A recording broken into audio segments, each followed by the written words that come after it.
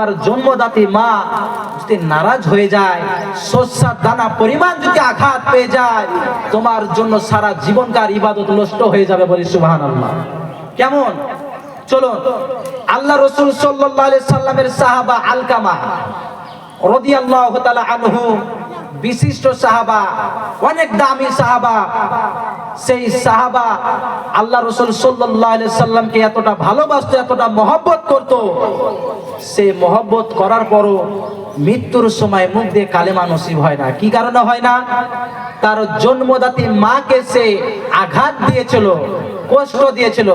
তার দুনিয়ায় তার সুন্দরী রমণী স্ত্রী পেয়ে তার মাকে ভুলে গিয়েছিল। সেই জন্য তার মা বলেছিল, আল্লাহ আমার সন্তানকে তুমি মৃত্যুর সময় মুখ দিয়ে কালেমা নসিব করো না, বরদোয়া দিয়েছিল। সেই কারণে আলকামার মুখ দিয়ে কালেমা নসিব হচ্ছিল না, মৃত্যুর জ্বালায় ছটফট করছিল। কারণ মা বাপের দোয়া কারেন্টের মতন কবুল হয়ে যায়। কেন? আপনাকে একটা ছোট্ট উদাহরণ দিই।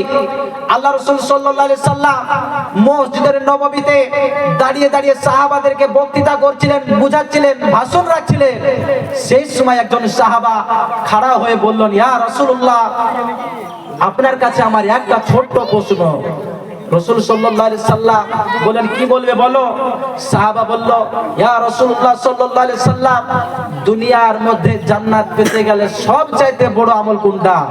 আল্লাহ রাসূল সাল্লাল্লাহু আলাইহি সাল্লাম বলল যে, ওগো আমার সাহাবা শুনে নাও, তোমার যদি বাপ মা বেঁচে থাকে, সর্বপ্রথম তুমি তোমার মার খিদমত করো, তোমার মাকে তুমি ভালোবাসো।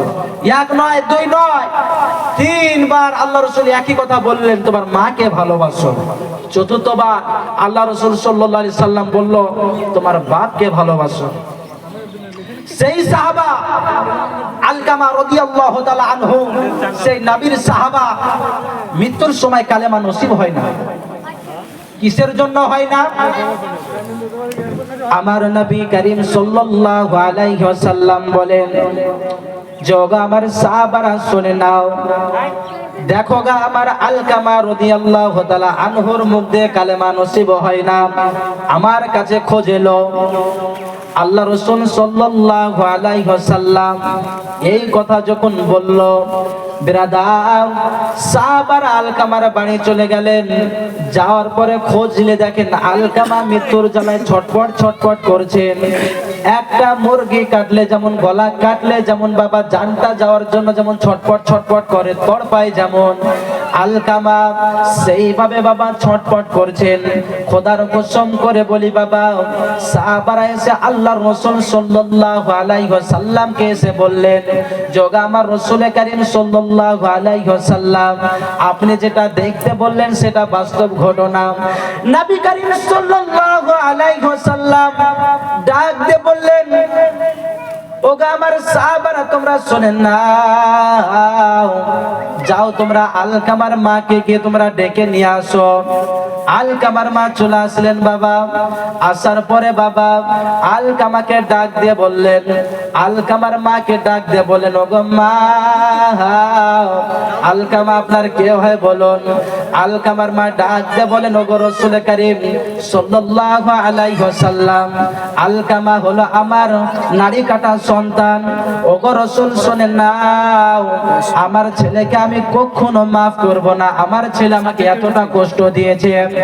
আমার রাসূল কারীম সাল্লাল্লাহু আলাইহি ওয়াসাল্লাম সাহাবাদেরকে ডাক দিয়ে বললেন, ওগো আমার সাহাবারা, তোমরা শুনেন না,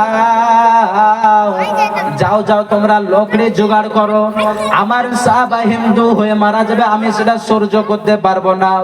আমার নবী করিম এই কথা যখন বললেন, সাহাবারা লকড়ি জোগাড় করলেন, আগুন জ্বালিয়ে দিলেন, হাত পা বেঁধে দিয়ে আলকামাকে ফেলে দিতে যান। যাই হোক বাবা, মার মন, মার কলিজা, কখনো মার চোখের সামনে ছেলে কষ্ট পায় সেটা দেখতে পারে না। আলকামার মা ডাক দিয়ে বলে, ওগো মা, আপনি কি আপনার ছেলে ভুলটাকে এখনো ক্ষমা করবেন না। আল্লাহ রাসূল সাল্লাল্লাহু আলাইহি ওয়াসাল্লাম যখন এই কথা বলেছেন, আলকামার মা কান্না করতে করতে বাবা নবীর হাতখানা ধরে বললেন, ওগো নবী, আমার ছেলেকে আমি মাফ করে দিলাম। আর আলকামার মুখ দিয়ে কালেমা লা ইলাহা ইল্লাল্লাহু মুহাম্মাদুর রাসূলুল্লাহ সাল্লাল্লাহু আলাইহি ওয়াসাল্লাম পড়তে পড়তে মৃত্যুবরণ করলো। বলো ইনশাআল্লাহ।